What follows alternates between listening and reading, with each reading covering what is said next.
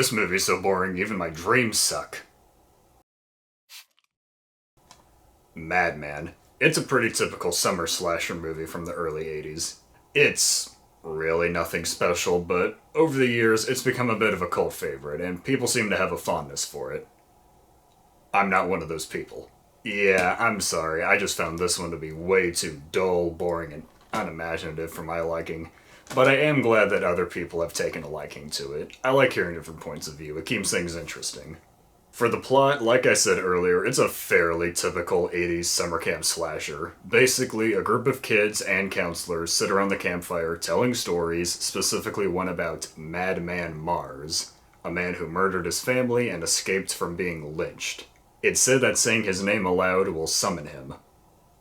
Guess what happens? From there on, Madman Mars starts stalking and killing the counselors. Yeah, unless I'm mistaken, I don't think a single one of the campers die, only the counselors. This plot's perfectly serviceable. Plenty of slasher movies around that time had a plot exactly like this, to the point where some movies had to change things just to stand out even a little. Madman's plot originally so closely resembled The Burning that they had to do just that, since they were coming out the same year.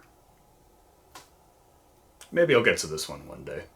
The problem for me, though, is that Madman goes nowhere for most of the movie, and when something finally does happen, it's just not worth it. Most of the movie is the counselors wandering around, getting stuck, and having sex. And the Madman is there throughout most of the movie, but he never does anything when he has the perfect opportunity.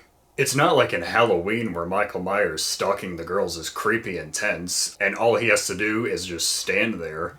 Here, the Madman is constantly wandering around and is always near his victims, but he just never does anything. So many times throughout the movie he has a chance to kill, but he just doesn't, not until the movie's close to the end. And whenever he does finally kill someone, it's not a very imaginative kill.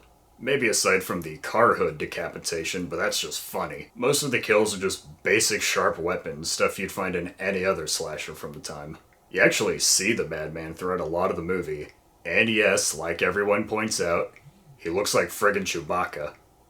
Okay, well I've complained enough. Do I have anything positive to say about the movie? Yeah, actually. The atmosphere is really well done, more so than some horror movies coming out today. You really get a great sense of fear in this dark, rainy forest. It's just wasted on a premise that's too bland for an atmosphere this thick. Also, the music is great. Even though I doubt this soundtrack's that copyright protected, I'm not gonna play any of it here just to be on the safe side. Look it up if you're curious.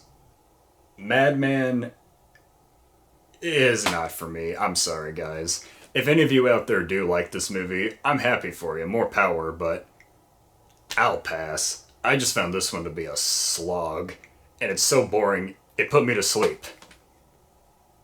In fact, I think it's time I woke up from this dream.